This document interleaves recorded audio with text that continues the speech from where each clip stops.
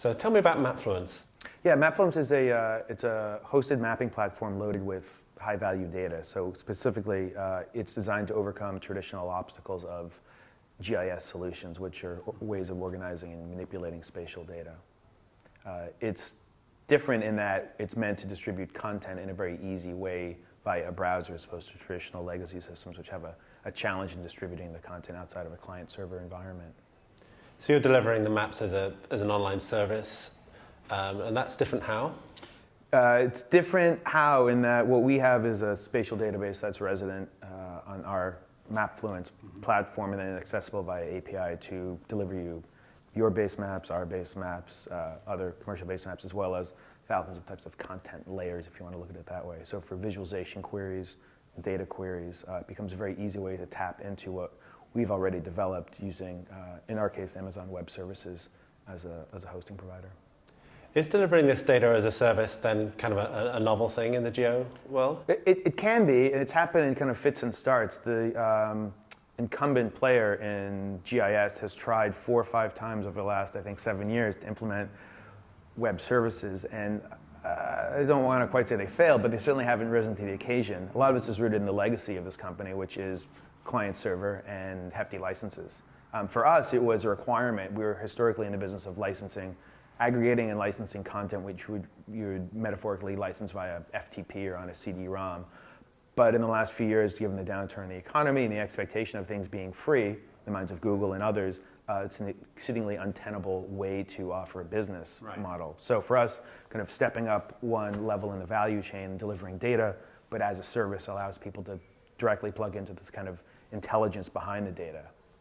Would you say then that offering it as a service has enabled you to enter new markets? Yeah, absolutely. So primarily what we do is we're able to go to existing consumers of this data. So for us, it tends to be enterprise and commercial real estate, insurance, business intelligence, utilities, oil and gas, others. It allowed to get to a relatively lower tier of the market that's being underserviced because the incumbent players that offer data solutions are primarily shipping these things on a CD and not able to discriminate based on price. So if a very small company, a relatively small company, can't pay kind of relatively high flat fees for data, they're kind of hamstrung. So what we offer is a complete solution that aggregates data from any number of sources via a services model so that a database isn't even required. Just develop an application in a browser to support the internet to where you want to plan in your store, understand demographic behavior profiles of your customers. So previously in a larger organization, there'd be some kind of librarian or some kind of IT facility that was responsible for licensing these products and then providing them to the end users.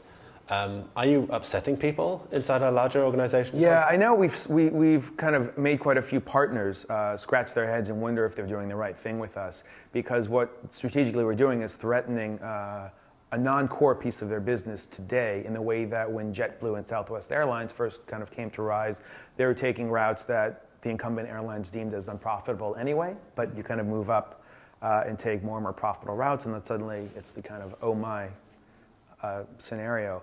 But very much the notion of the kind of the librarian, or what we like to call is kind of curating this data, becomes increasingly important because there's so much of it.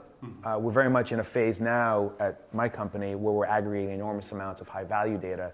The very next phase is to offer tools to be able to editorially say what you want. A developer might spend enormous amounts of time looking through a kind of a data catalog to find an individual column name. If a developer is making an application for, say, commercial real estate and they want demographic information, which of the 1,500 indicators do you want?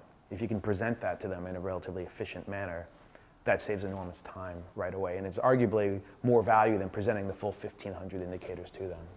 So it's not just about providing the data or even about just providing a tool. It's about providing direction and assistance to people that want to use the data. Yeah, one thing we have is we effectively have a data help desk. There's no way that people can understand kind of the domain expertise that we operate in, and we're certainly not masters of it to the degree that companies who develop their own demographic data sets are. But we're very close to the data. Whenever we source data, it's important for us to understand how is it going to be manipulated, used by the end user. So I call this the design of data. Kind of there's a kind of a layer of design, then there's kind of an application layer, then there's almost a user interface layer. So what we look to do is first understand the very end case and then move backwards. So this has to do with how tables are organized and the efficiency in which data can be manipulated and organized, what kind of metadata is present, how easily accessible it is to a technical or a non-technical individual. So you're working with geographical data, which to some extent I think has led the way with this kind of service-based approach.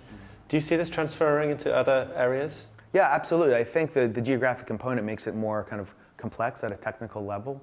Not to say it's easier without the geography, but it becomes somewhat more straightforward, although you have other complexities. If you're dealing with, let's say, Walmart's data warehouse, you have terabytes upon petabytes of data, and how to manipulate this becomes still a vexing challenge. But the notion of receiving a CD in the mail, spending time kind of opening the envelope, reading the manual, the ETL business, it's kind of a dying craft, and that's unfortunate. A lot of companies have built processes around having people on staff whose sole job is to, on a technical level, do this ETL work. We can effectively allow those people to work in a higher value area of the business rather than doing something that we're doing anyway for all our customers. Thank you. Sure.